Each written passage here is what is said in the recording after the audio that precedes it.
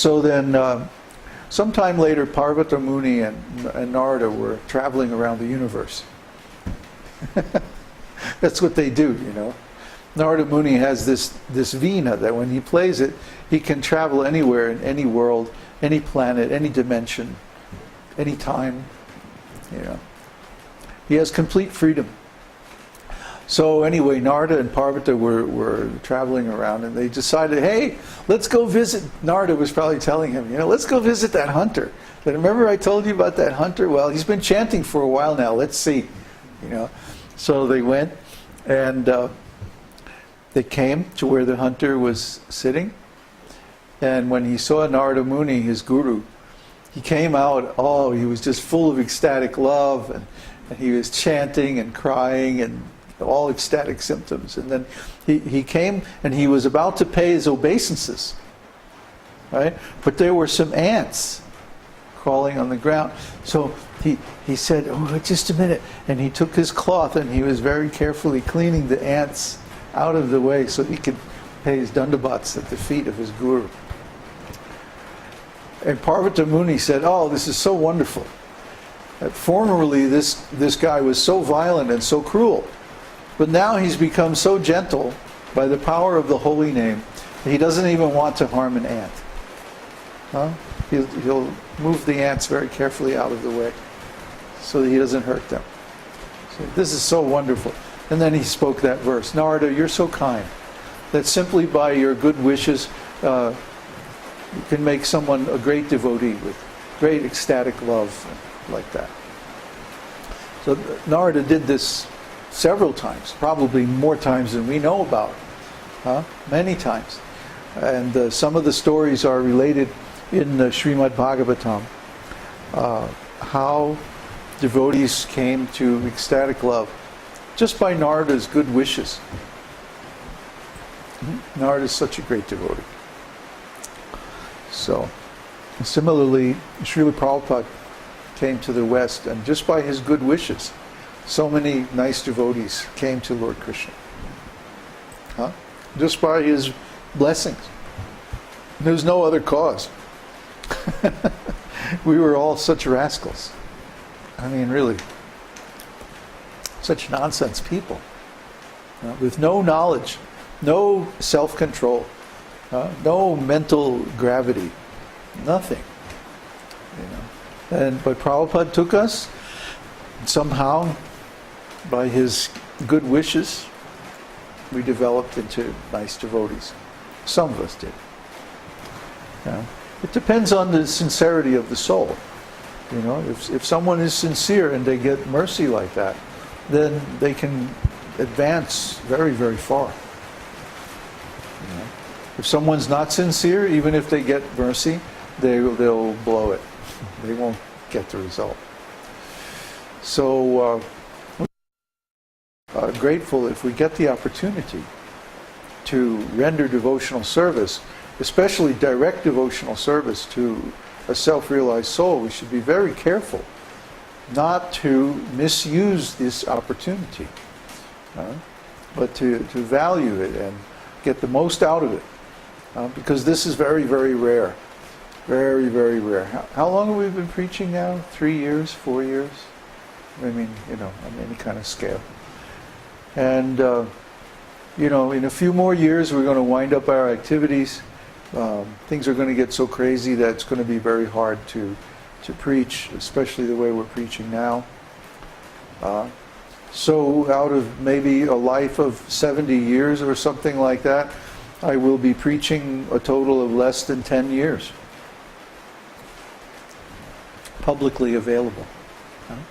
I may still be available to my close disciples, but not publicly available. I can see that time coming. So if this material is valuable to you, if these instructions are valuable to you, take them, use them, put them into practice now. It's not going to be here forever. An esoteric school is never open forever. They come and go. They manifest, and then they're withdrawn back into the spiritual world. And then they manifest in a different way.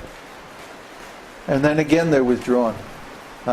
Every generation The esoteric school is created again from scratch, from zero. See, from the heart of the self-realized soul. That is a real esoteric school. Huh?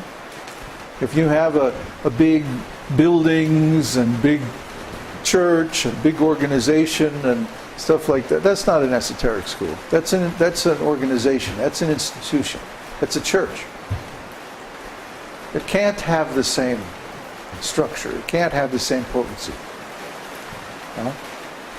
Esoteric school is a very rare thing. It springs into existence from the transcendental platform.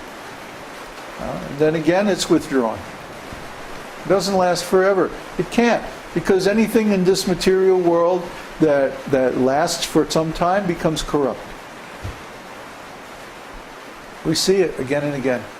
So if it's going to stay fresh, if it's going to stay real, authentic, then it has to be manifested and then withdrawn. And then manifested in a different place, a different time, in a different way, under a different name, from a different teacher. That's just the way it is. Huh? It's just the way it is. And now I could go into a long lecture about hyperdimensional shadows and time and the higher fractal shapes of reality and all this stuff. But what it really comes down to is get it while you can. Get it while you can. Okay? So, without a lot of metaphysical baggage. It's available now, so get it now.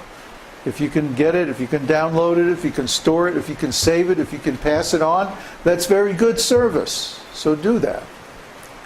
We recommend that. We ask that. We ask that you do that.